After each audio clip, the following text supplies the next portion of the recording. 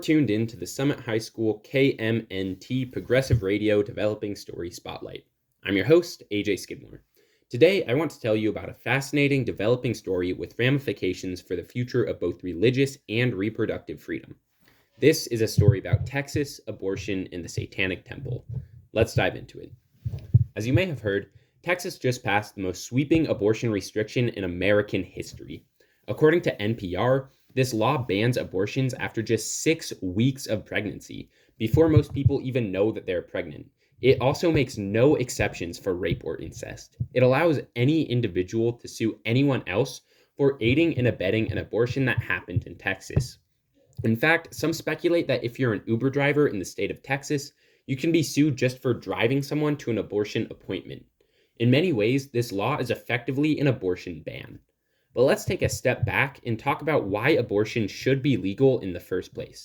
A common misconception on this topic is that criminalizing abortion reduces the amount that it happens, but that isn't true. According to the International Journal of Gynecology and Obstetrics, quote, criminalization of abortion only increases mortality and morbidity without decreasing the incidence of induced abortion, and decriminalization rapidly reduces abortion-related mortality and does not increase abortion rates. This journal also notes that unsafe abortions account for a whopping 15% of all maternal deaths globally. So in essence, banning abortion doesn't make it happen less, it just makes it more dangerous. However, the efficacy of banning abortion doesn't have any impact on its legality. So to get around laws like the one Texas just passed, there may need to be a new legal justification to keep abortion legal. This is where the Satanic Temple comes in. The Satanic Temple is a non-theistic religious group that advocates for secularism and human rights. According to Insider, the temple began as something of an anti-religion, which took explicitly political stances relating to the separation of church and state. The group is best known for protesting a Ten Commandments statue at the Arkansas state legislature.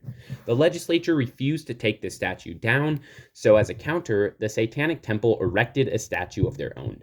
One of the goat-headed demon Baphomet adorned with satanic symbols and surrounded by adoring children. The Satanic Temple's symbols, deities, and aesthetic is derivative of the Christian idea of the devil. Their tone and aesthetic seem to be an explicit rejection of Christian hegemony.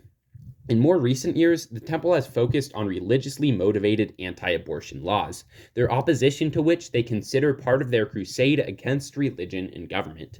In addition to organizing protests, the Satanic Temple is trying to give its members a legal justification to get an abortion even if state law would otherwise prohibit it.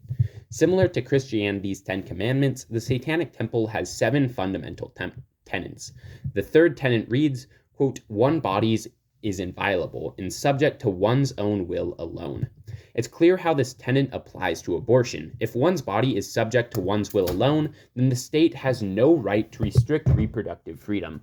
Now, you might think that a personal religious conviction can't override state law, and normally you would be correct. But luckily for the Satanic Temple, Texas's Religious Freedom Restoration Act might grant their members an exemption from the Texas law. According to CBS Dallas-Fort Worth, quote, the Texas Religious Freedom Restoration Act prohibits government from infringing on religion. The law allows individuals to challenge laws that substantially burden their practice of religion. The Satanic Temple argues that Texas's Religious Freedom Restoration Act grants Satanists the right to the satanic abortion ritual. In this ritual, the temple claims their members will put themselves in a deep meditative state and recite the third and fifth tenet. Then, at the end of the abortion, they will say the oath, by my body, my blood, by my will, it is done. If Texas legally recognizes this ritual, the temple's members will be exempted from this law, leaving pregnant people in Texas with a choice between keeping the baby or becoming a Satanist. There's an interesting legal question as to whether or not this legal defense will actually work. It depends on a number of factors, like whether or not an openly atheistic group can claim the legal or religious rights of a religious organization, or whether or not a medical procedure can count as a religious ritual. The Satanic Temple's legal challenge is something of a last-ditch effort to protect the reproductive freedom after decades of Roe v. Wade being undermined. In many parts of the country, the fight for reproductive rights is at its darkest hour and at the perfect moment for an unlikely hero.